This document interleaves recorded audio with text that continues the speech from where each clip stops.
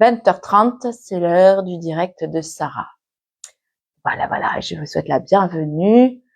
Donc ce soir, on va parler du besoin de tout contrôler. Et si tu laissais respirer la vie en toi, ce serait pas mal, non? Qu'est-ce que tu en penses?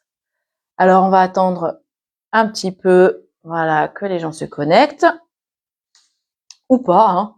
On ne sait pas.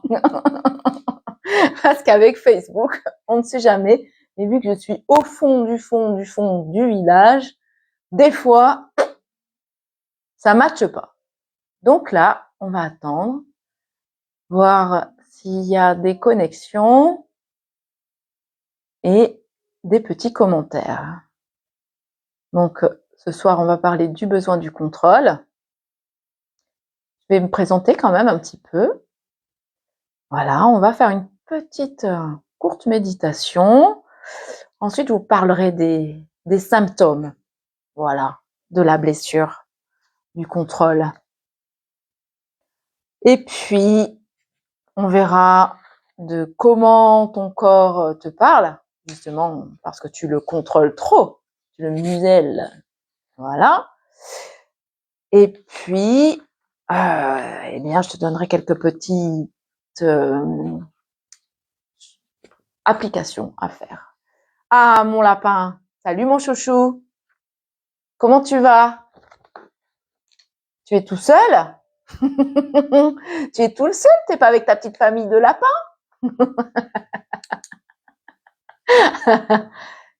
Tu vas bien, mon chou? Dis-moi. Je vois pas de personnes connectées. Bon.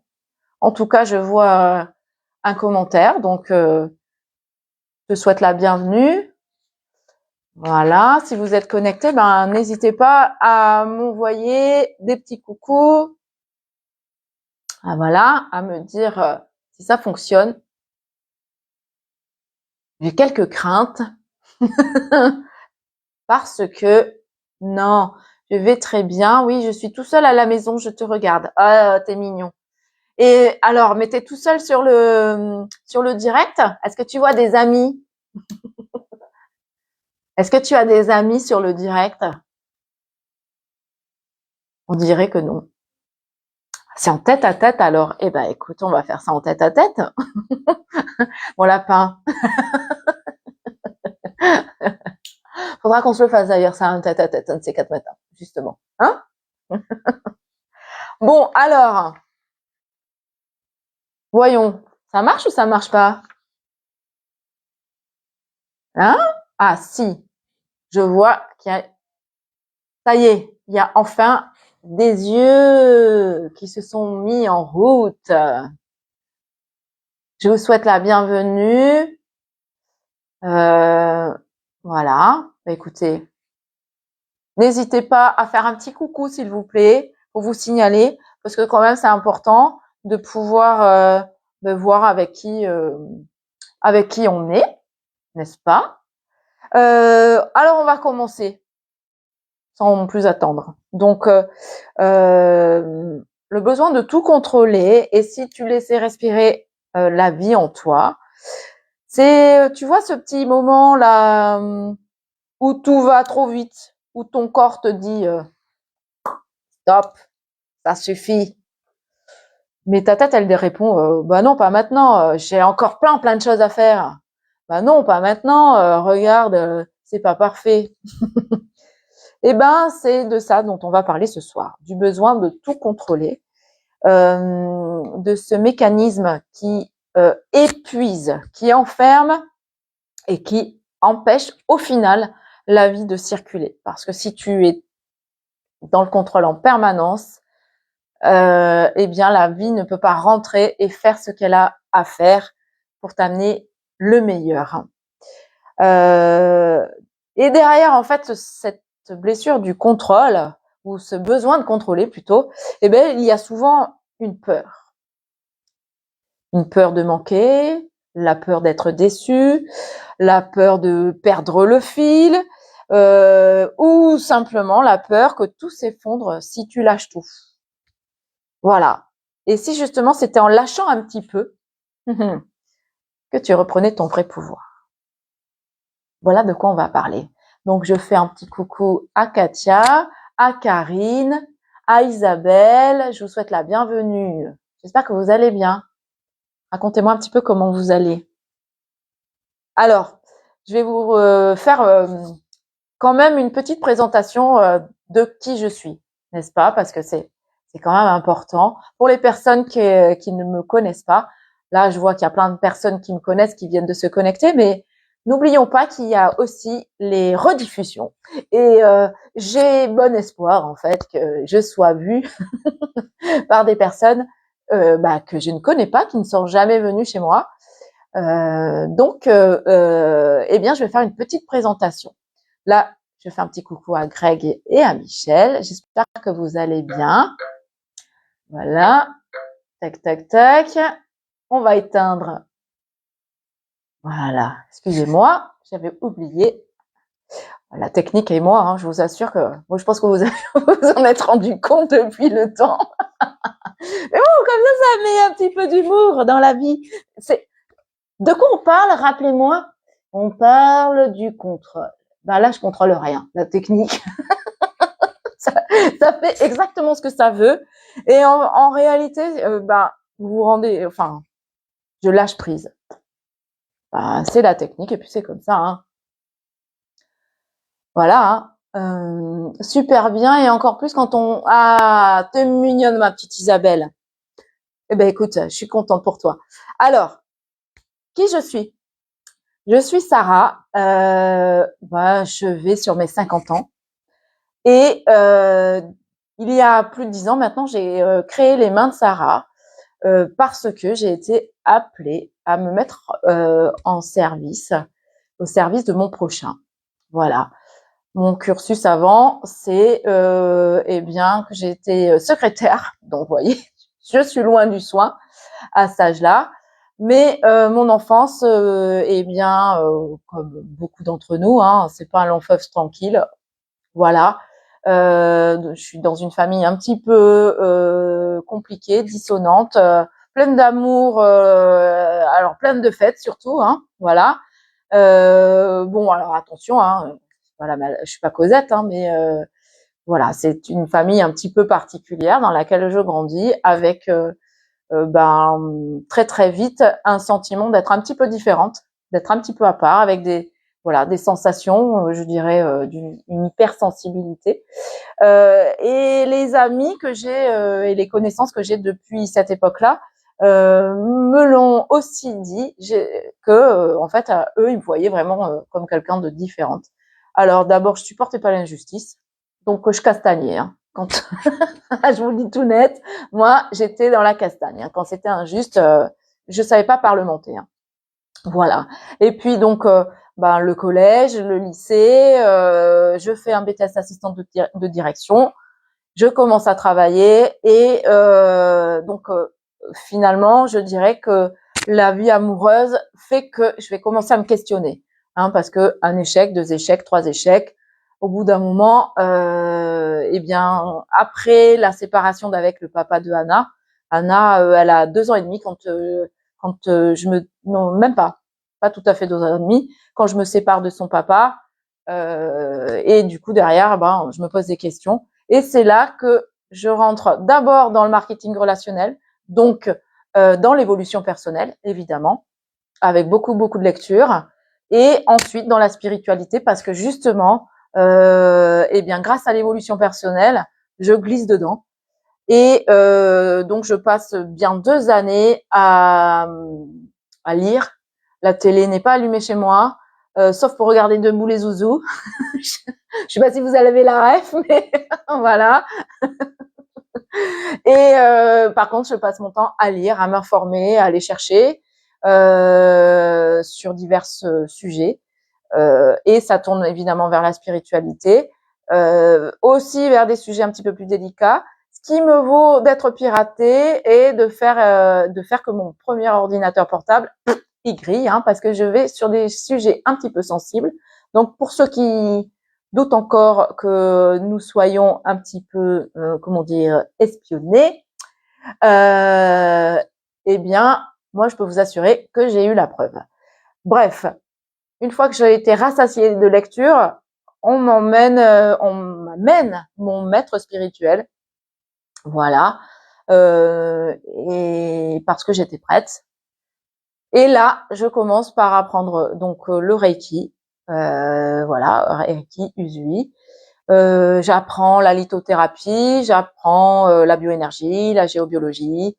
Voilà, j'aborde les huiles essentielles et puis le massage. Voilà, parce que très très jeune, en fait, j'avais déjà des choses dans mes mains. Je pouvais déjà soulager certains maux, les maux de tête, voilà. Et du coup, en canalisant avec le Reiki, ça commence à donner des belles choses, notamment en ayant certains protocoles de purification, de protection. Voilà, je vous passe les détails. Très vite, je suis amenée à faire des soins plutôt avec les flammes sacrées, qui sont donc des rayons de couleur, parce que mes guides me demandent de canaliser plutôt ça. Et puis bon, ça m'a pas empêché ensuite de revenir au Reiki Shambhala et Reiki, on va dire chamanique. Et ce qui fait que, avec toute cette richesse-là, j'ai fait ce qu'on peut appeler maintenant le soin signature Sarah, où c'est un mélange de tout ça. Dernièrement, donc, j'ai appris la technique du Theta Healing. J'ai été aussi en Inde pour apprendre le massage Abhyanga. Voilà. Et donc, depuis 10 ans maintenant, j'ai touché plus de 4000 personnes. Et ce qui fait que je passe aussi un cap, et c'est pour ça que vous me voyez et que je vous propose des directs pour vous, je dirais, pour vous donner aussi des petites choses, oui, des informations pour vous montrer qu'en fait vous n'êtes pas seul non plus, et que ni seul, ni fou, ni folle, hein, d'accord.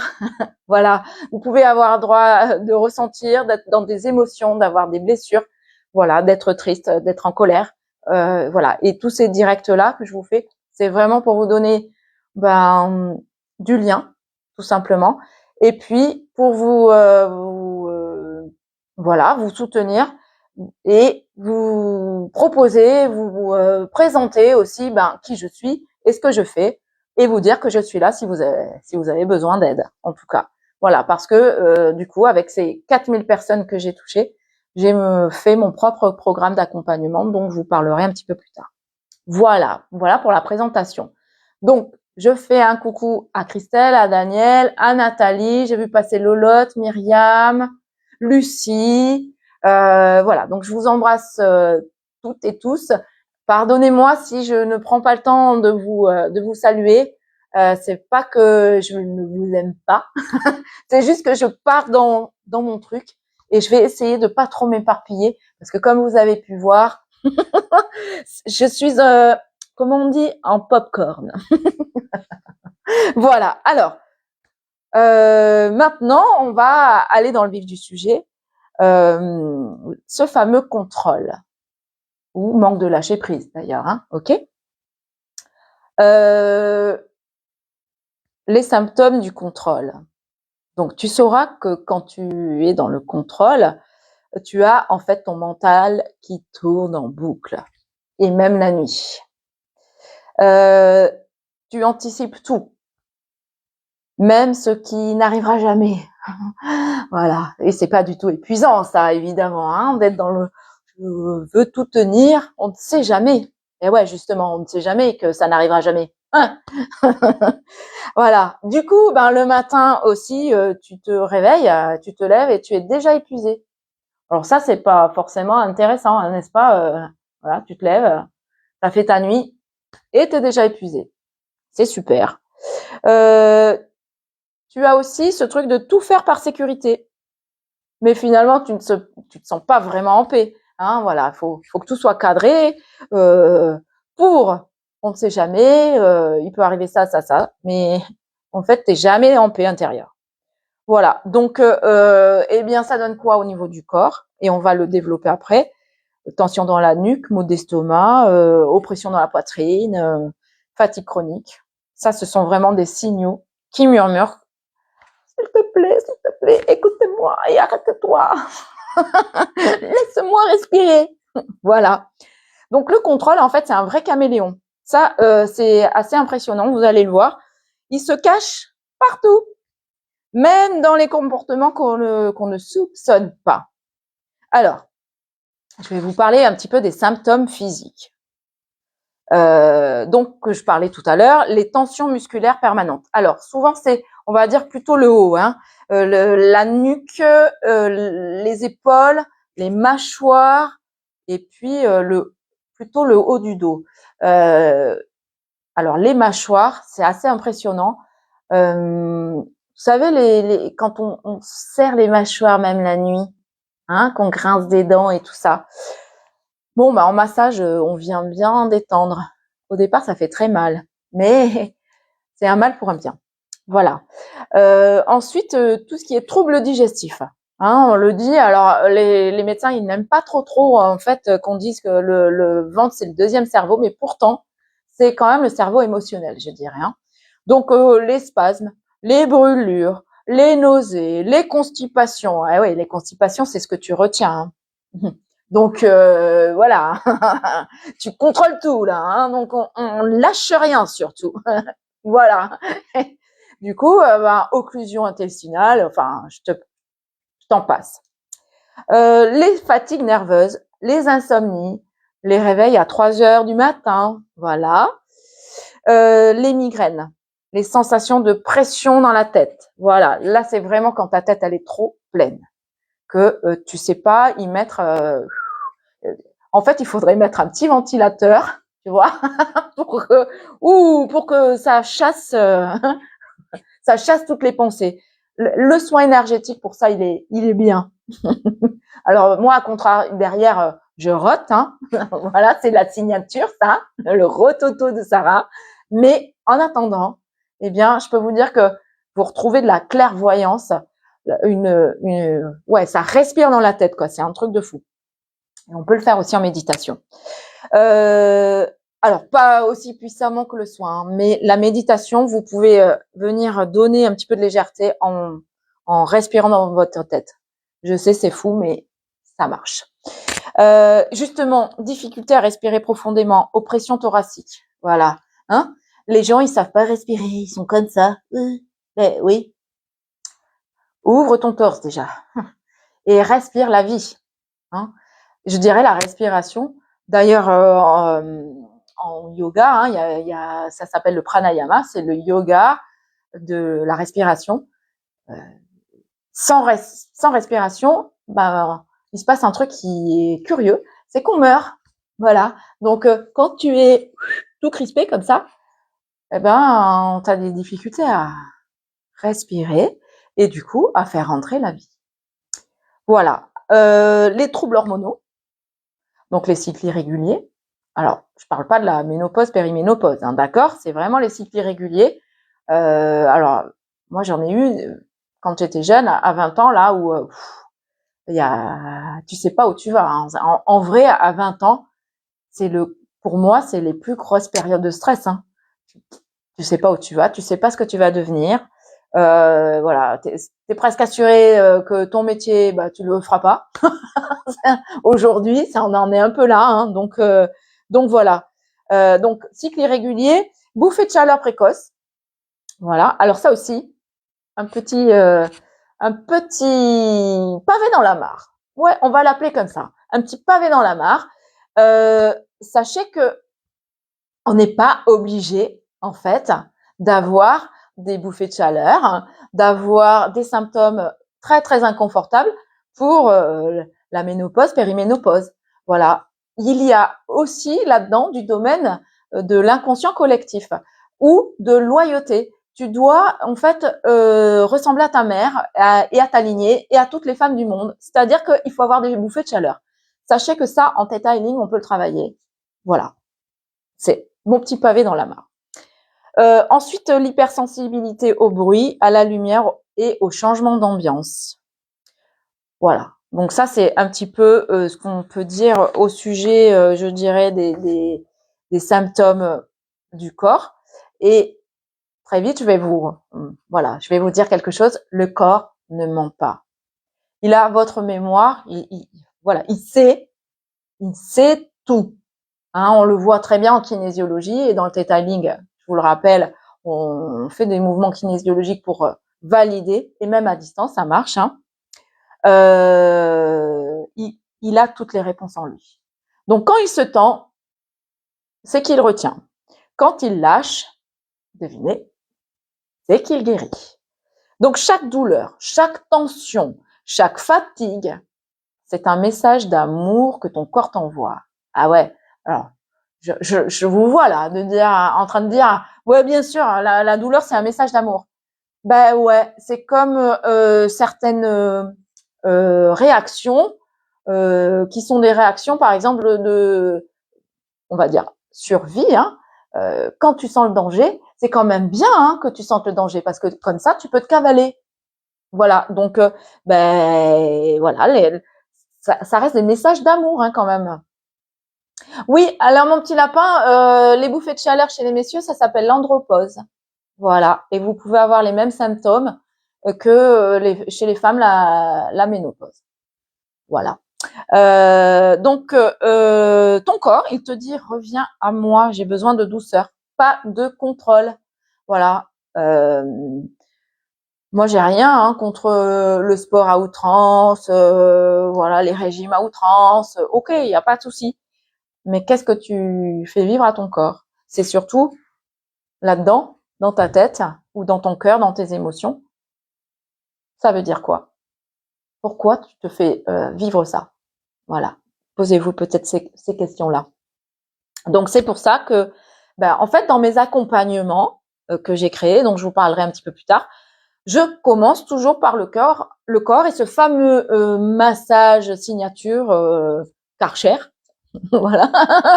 Je commence par ce soin-là parce que on vient vraiment dégager